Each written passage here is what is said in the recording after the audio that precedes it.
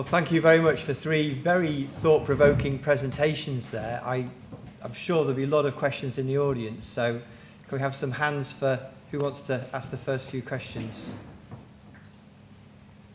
Okay, while you're working out what your question could be, I'd like to ask you in general, is looking ahead 3, 4, 5 years, who do you think will be the owners of the news world? Will it be the content providers or will it be the customer owners? It's not a big question then.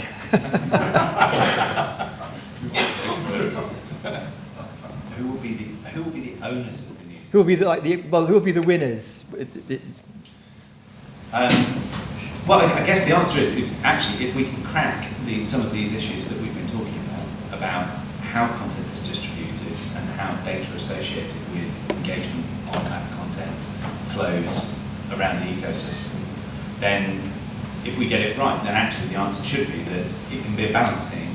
It can be a balance between those that own the platforms and those that own and produce content.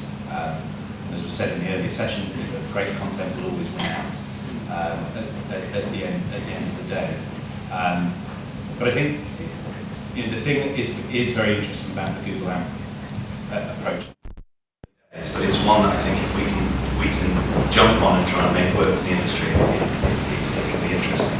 Is that at present, the format is that when you publish your content, it is still on your domain still on your web address, and you can measure the content in the same way as you can measure it on your own website, and there's no revenue share. All of the revenue comes back to you as a publisher as well.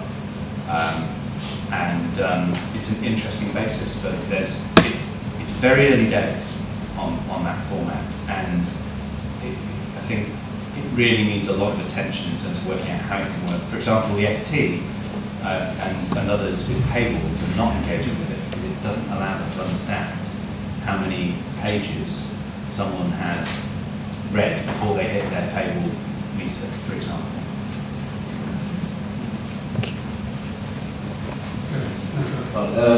I think it's a very, very easy question to answer. My conviction is the fact that innovation is really key. You are talking about Google, but I think really the mix of innovation in content, innovation in technology, and innovation in marketing is absolutely key. And for me, the winners will be the innovators. Maybe innovators will be on the news agency area, on media area, on brands area. But for me, the question is, there is really a real difference on this, and the ability to innovate a lot and quickly is the most important thing. And I'd like to come back to your point related to the purpose of IPTC in this field. Historically, IPTC was in charge of the standards of content. I very much believe in your vision about if IPTC achieved to be really a leader in standardization of data approach, or maybe other things like that. It's really something of having a new definition of the purpose of IPTC and putting IPTC and news agency at the center of the game, which is key. I think I'd like to split out the question. Winners in terms of audience and winners in terms of revenue. I mean, they are two completely different things. Winners in terms of audience, I think we've already discussed a lot today. It will be the people who continue to produce quality journalism, and there will be the same winners as they have been since the dawn of newspapers. If you can hold a mirror up to your audiences and write what it is that your audiences want to hear from you today, then you will continue to have the biggest audience share, no matter what channel you deliver it on or how interactive it is, or whatever else it may be. And it doesn't matter, as I said earlier, in my view, whether you're a a media broadcaster or a company or anybody else. In terms of the winners in terms of revenue, I think that there is a danger, as you highlighted very well, that the purveyors of the content are going to be circumvented somehow. Because, and I mentioned very briefly earlier, without really explaining what I meant, about how Google and Apple and Amazon are sort of destroying retail banking. And the reason why they're managing to do that is because they've become the owners of, Google Wallet and Apple Pay and so on. So they are the ones that are holding all the customer data now. They are the ones that are interacting with the customers. And they are the ones that have all the information about what it is the customers do.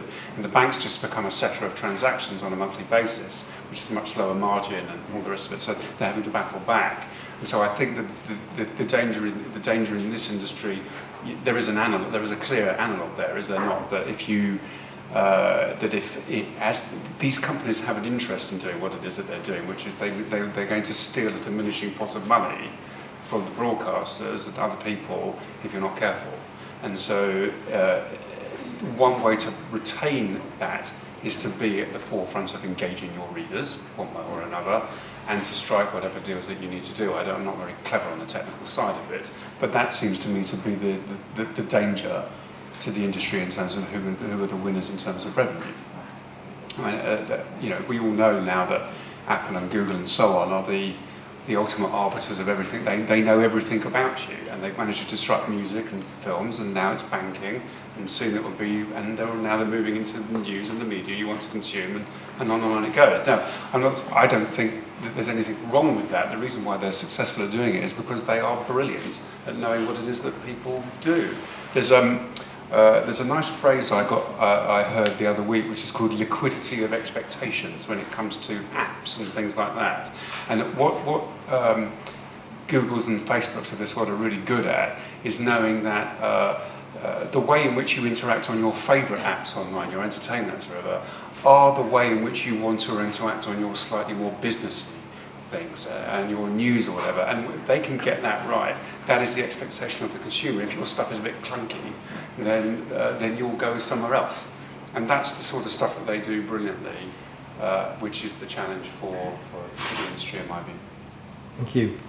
Well, one of the purposes of meetings like this is IPTC are always really keen to know from the bigger world what is it you would like us to do. So Stuart and co will be thrilled that we've already set him a new challenge and project. So thank you very much. We have a question down here. Can we have a microphone, please?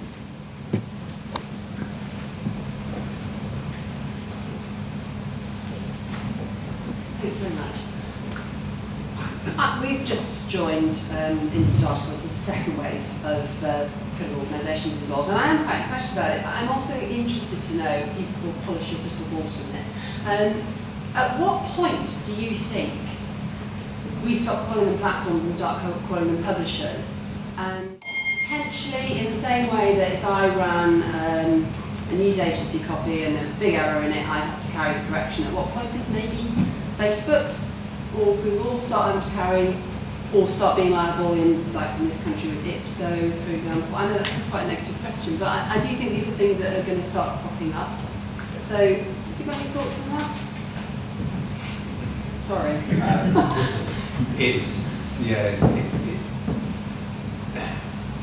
So the different, if you compare the three initiatives, I think there are some interesting differences between them.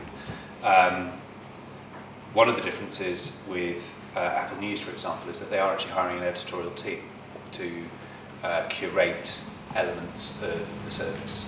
So it isn't just a data-driven algorithmic collection of content, whereas at the moment Facebook claims it is just it's an algorithmic set of recommendations of other people's content,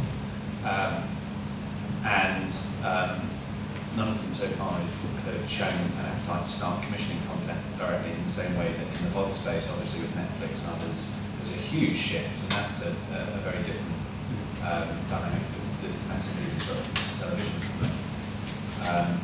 So I guess it's the issue of, it'll be an interesting one with Apple in terms of the fact that there are editorial people curating those collections of content, which does make it quite different from the others, and whether that creates liability kind of issues would be interesting to have a look at. Not really my thing, but I do think we can see something very obvious going on there, can't we? Which is if there's this sort of plausible deniability, isn't there? Oh, I've just aggregated this, got nothing to do with me. And there hasn't been a whole lot of pushback in a load of disputes on that, hasn't there? About libel and other things. It's rumbled around for years, but we haven't actually seen the aggregators of search results getting in for it yet.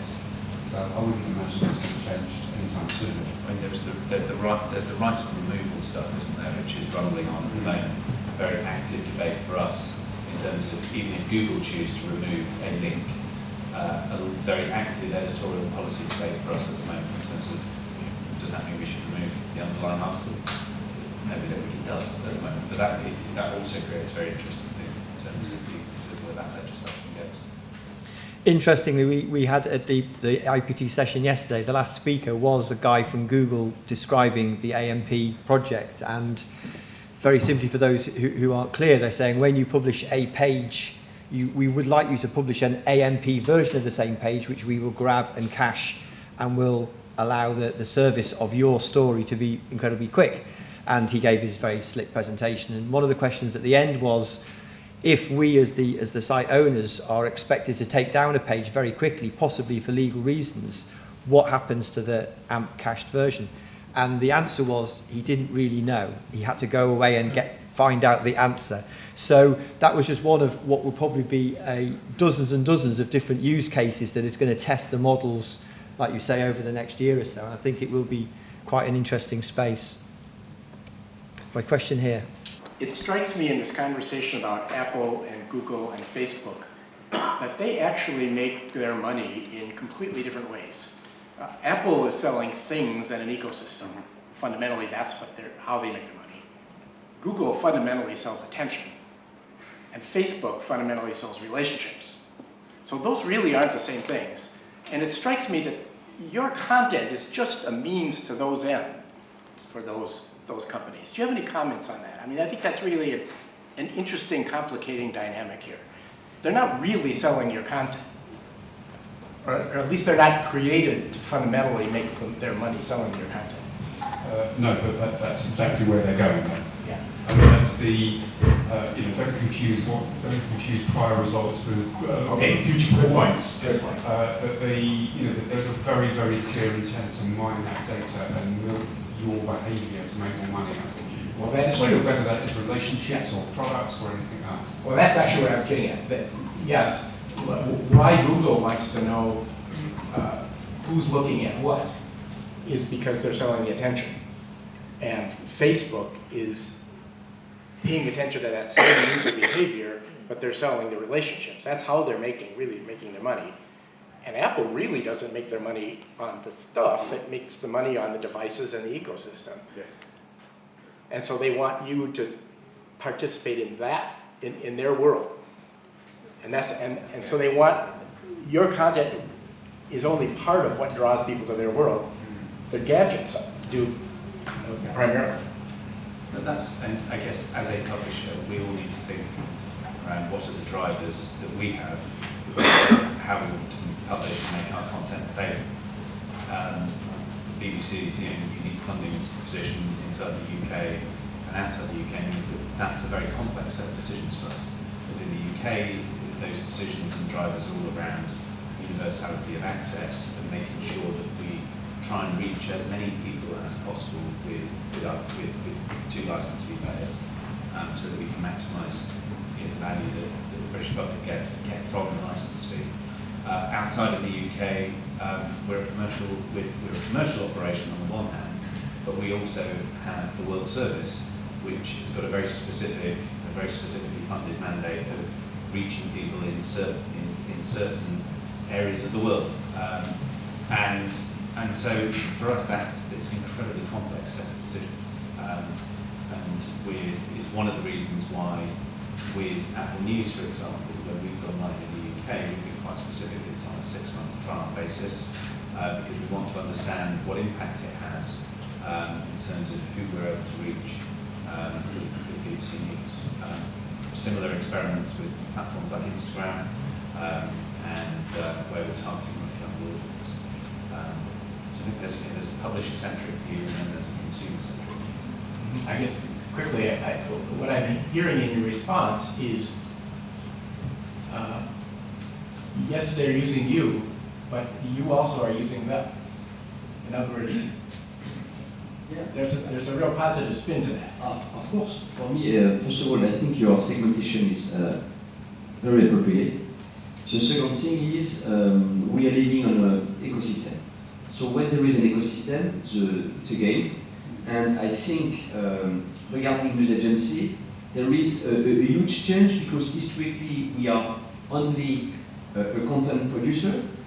And if we stay on only this, it will not work.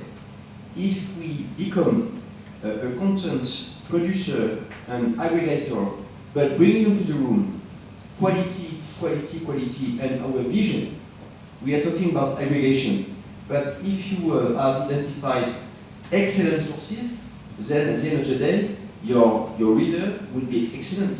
If you are not an expert, you will aggregate very bad sources. So there is an ecosystem, and I think big players, they care much more about us than we think. We are all very worried about all these people, but they care about us. They need us in a sense of one another. And I think we have to be much more offensive, optimistic, self-confident regarding the partnership we're able to deal with them. And in turn, the job of the states, and there is a big battle at the moment at the European level, the states have to do their job regarding all the legal issues, taxes issues, and all of that. You know, so, but for me, we have to be very offensive concerning the ecosystem, and the state has to be very offensive considering the economical situation of the battlefield. Okay, question over here, please. Thanks. Hi, my name is John Ballin. I'm from an organisation called CPIC, which is a European trade body for the picture industry. We're currently in a competition case against Google at the European level. This is possibly where the news agency's product is going. Most of you obviously use pictures, licensed pictures, you pay for them. Google have all of our picture content, a lot of our picture content either consumed from your sites or our sites, and they've cached it all in their own servers. So on one level, it's a framing issue. So if you're searching for your favorite celebrity, say Ronaldo, up comes Google. Here's a little bit about him, which they've got from somewhere, usually Wikipedia. See images of. Is that publishing our images or not? Possibly, yes. Are they paying for that? No, they're not. So a framing issue to start with. The second issue is much about data. Now that they've cached all of the images onto their own site, users can go straight into that, grab that. We never see who those people are. We never get any information about those people. That is also a big problem for us. And if you're talking about revenue, advertising revenue, hit rates, page views, all of that, it's disappearing. So Google, Facebook, Apple have all got a case to answer for paying for this content. And at the moment, there's a huge imbalance between we want traffic and we want to give it away for free, or we paywall it. What can you do? What's the answer? Can you have a stand now as the next product along, which could easily be consumed by the big three, I guess? They're not just a television anymore. They are a publisher. It's an incredibly complex problem. I don't have an answer for you. What I would say is in relation to these services where we're syndicating, I know one of the big issues for us has been around making sure that we're doing our backward payments of rights in terms of what we're allowed to do and what we're not allowed to do with that content. We're very conscious of it as we go into these trials. And I guess one of the issues, to your point, around customer data standards, one of the the issues for all of us with that will be, if you're creating an open standard around customer identifiers and user IDs, does that open you up to just kind of greater security risks and those aspects as well around this stuff? It will be very complex. That's why things like OpenID have been around for a long time, but didn't get that kind of traction that we would have maybe expected 4, 5, 6 years ago. It's gone into these very proprietary ring-fence approaches. I think it's a major issue that we've got to crack, but I think it's a good challenge for us to get people talking around now. It's one of the things that publishers involved in Google App, particularly for those with paywalls, active discussions going on. So if you do get in touch with the DNI stuff to be able to, we need to work out how that fits with the IPTC stuff. The other thing is obviously the first, it's all in the score ratings, who's reading it, what's happening, what story's good. They're facilitating all of this, so they've got access to all of this data too. So then they can become, a better news provider of knowing what's, if they're starting to build editorial teams, then, they can produce better content, surely. They have the money and the data. So it is a big threat that, you have to sort of say, stop, no, we have exclusive content, we've got good content, maybe you start charging for it. I wouldn't despair. If you think that, the nature of progress like this is always the same, which is there's a sort of wild west, and then the regulatory framework follows. I remember many years ago, the idea of a paywall for newspaper content was likened memorably as something I was at to putting a toll booth in the middle of the ocean. A complete waste of time, it's never going to work. But actually, in recent years, some people have erected paywalls and successfully thrived. The IPTC being a very good example. And they've taken all of their content down off Google. So if you want it, you won't pay for it. No, it is. So there will be. You should have your fight in Brussels or wherever it is you're having it, and if you feel strongly about it, and there may be rights or wrongs on either side, but there will be regulatory stuff to help you out if you've got a case that's worth supporting in time. Initially, it's the toy shop is open and it's open season, isn't it? Theft. And things inevitably sort of follow very slowly afterwards. But I don't think it's necessarily the end of the game at all. Okay. Thank you. We have one question at the back, please.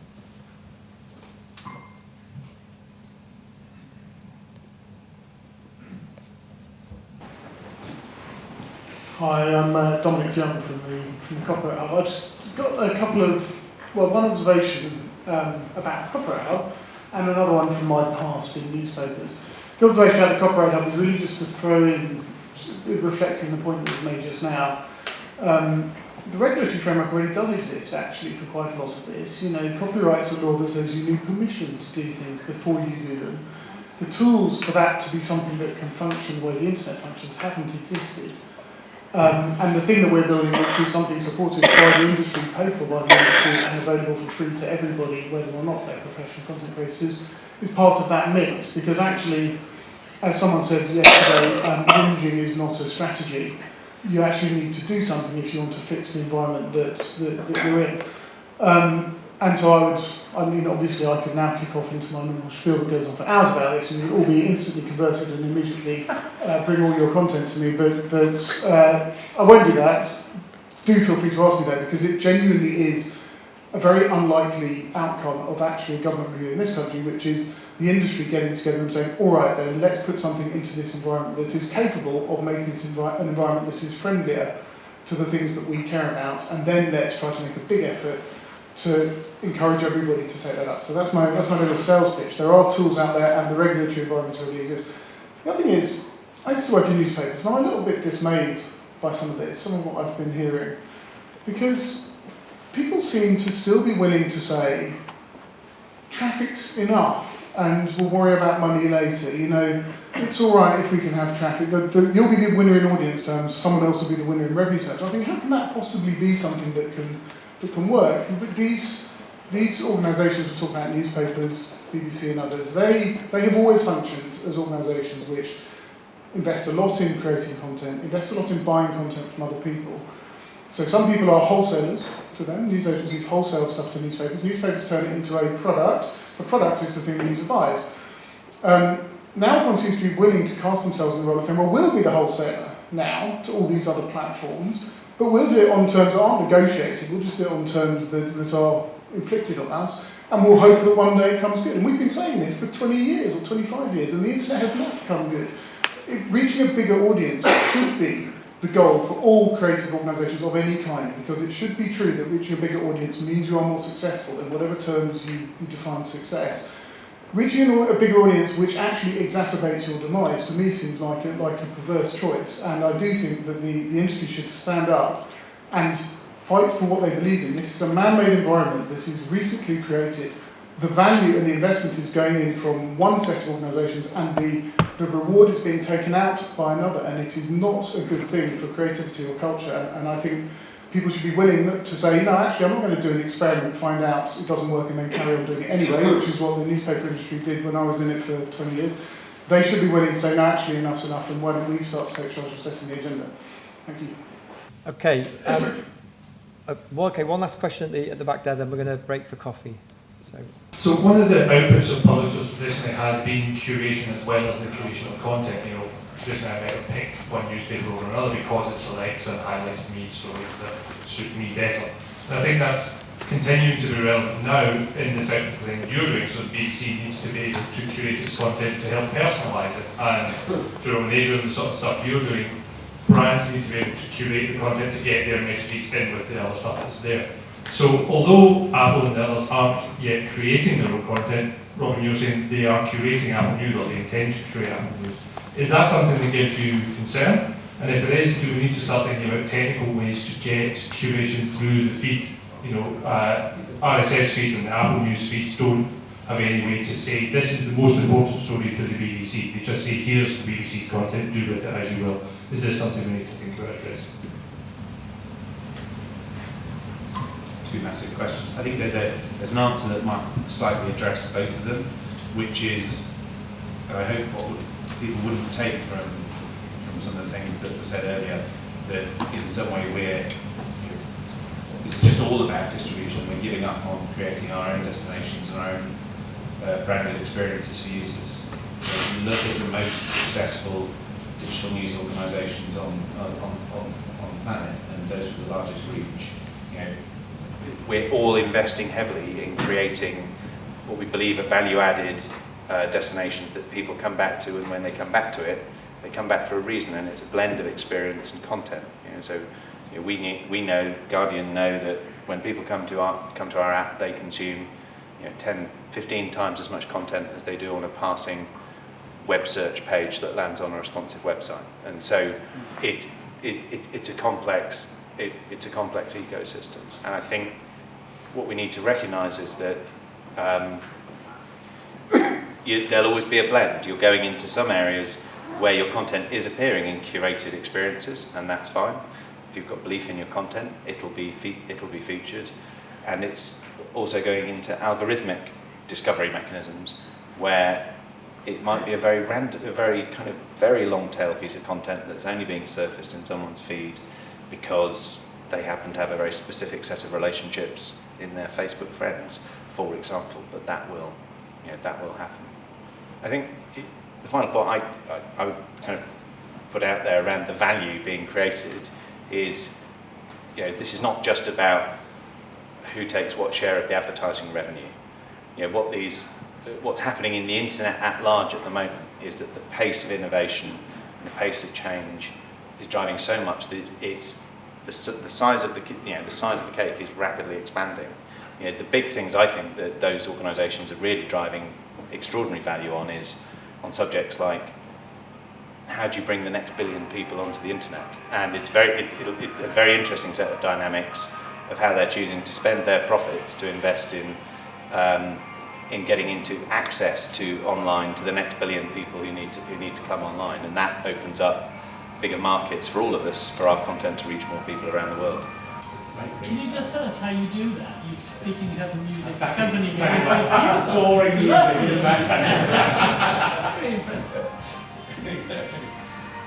Just one thing, I think there are two aspects on your point. There is the media aspect and there is the news agency aspect. It's strictly the job of the media is really to reach an audience. So there is a total change onto the ecosystem. So there are all these questions about how to reach the audience. Concerning the news agency, there is also a big challenge. Historically, we are only a source of productive content. And for me, this is over. If we are only this, will be over.